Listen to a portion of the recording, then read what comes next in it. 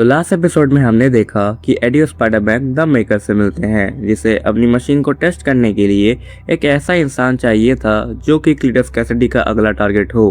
Spiderman और AD समझ जाते हैं कि वो और कोई नहीं बल्कि नॉर्मन ऑसबॉर्न है।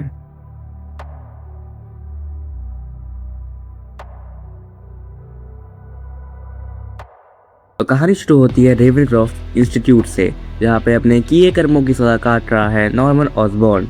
कुछ टाइम पहले नॉर्मन ने खुद को कार्नेज सिम्बायोट से इन्फेक्ट कर दिया था और वो खुद को बुलाता था द रेड गॉब्लिन, और उसने अपने ग्रैंडसन नॉर्मी को भी इन्फेक्ट करने की कोशिश की थी। स्पाइडरमैन ने उसे हरा तो दिया था, पर उसमें कुछ चेंजेस आ गए। उसको बचाने के लिए स्पाइडी और वेनम वहां आ पहुंचते हैं। उन्हें नॉर्मन के पास पहुंचने में हेल्प करता है जॉन, जो कि एक वेयरवुल्फ है और जे जोना जेमसन का बेटा है।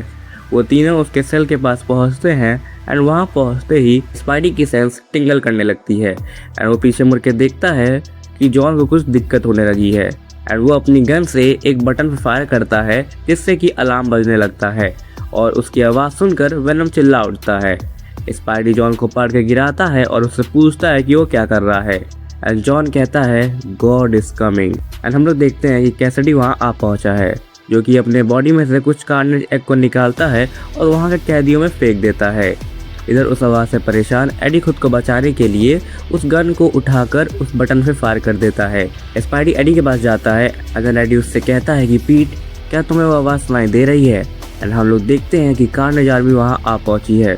दोनों स्पाइडी और वेनम अपनी पूरी कोशिश करते हैं उन लोगों से लड़ने के लिए, पर तभी स्पाइडी एडी को कहता है कि ये सब इनोसेंट लोग हैं और अपने कंट्रोल में नहीं, इसलिए वो प्लान बनाता है।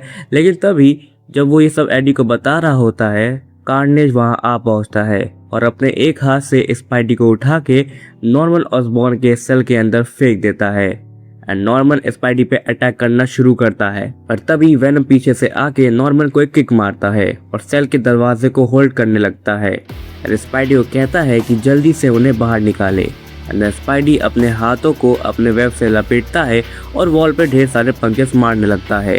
लेकिन तभी पीछे से सेल का गेट तोड़ के कार्नेज पहुंच जाता है और अपने हाथ से नॉर्मन को उठा लेता है एंड स्पाइडी और वेनम बस देखते रहते हैं, नोइंग दैट वो लोग अब कुछ भी नहीं कर सकते।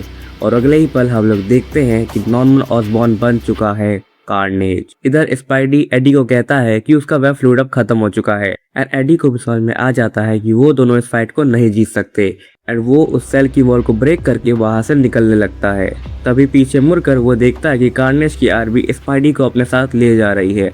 इसे देखकर वो स्पाइडी पे वेब फ्लूइड को फेंक के उसे खींच लेता है एंड उसे लेकर उस जेल की बिल्डिंग के ऊपर भागने लगता है।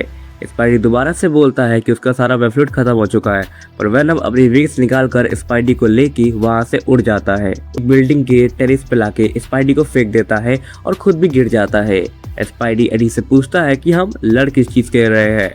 इस पे एडी कहता है कि उसे खुद भी नहीं पता एंड उसे ये भी नहीं पता कि वो दोनों इस फाइट को जीत भी सकते हैं या नहीं। एडी की बातों को सुनकर स्पाइडी उसे उठा के बोलता है कि अगर हम इस चीज से लड़ नहीं सकते तो हमें उन लोगों की जान बचानी होगी जिनके लिए वो आ रहा है, उन सबको मेकर की मशीन में डालकर और उनका कोडेक्स निकालकर। एंड देन दोनों का प्लान बनता है कि स्पाइडी जाएगा सारे सुपर हीरोज के पास और वेनम जाएगा सारे सुपर विलन्स के पास। स्पाइडी के जाने के बाद एडी को मेकर का कॉल आता है, जो कि एडी को बताता है कि उन सारे डेड बॉडीज में एनी की डेड बॉडी किसी को नहीं मिली। जिसे सुनकर एडी कहता है कि ऐसा कैसे हो सकता है, उसने तो सिम्बायोट को वोर किया था, इसका मतलब उसके अंदर कोडेक्स था।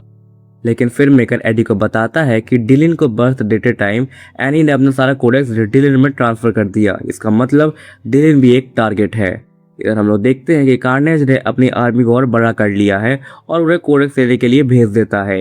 एंड देन इधर हम लोग देखते हैं कि स्कॉर्पियन और माइल्स मोरालेस साथ में मिलकर उन सिम्बायोट से लड़ रहे थे, लेकिन आर्मी के भारी पड़ने पर स्कॉर्पियन वहां से भागने लगता है। माइल्स उससे हेल्प मांगता है पर वो उसको हेल्प नहीं करता। लेकिन तभी वो देखता है कि उसके सामने खड़ा है वेनम, जो कि स्कॉर्पियन को दोबारा से उन सिम्बायोट के सामने फेंक देता है। पर तभी उन सिम्बायोट्स के बीच में से निकलता है नॉर्मन ऑसबॉर्न, जो कि अपने टेंटिकल्स से स्कॉर्पियन को पकड़ता है और अपने टेंटिकल्स स्कॉर्पियन पे घुसा देता है।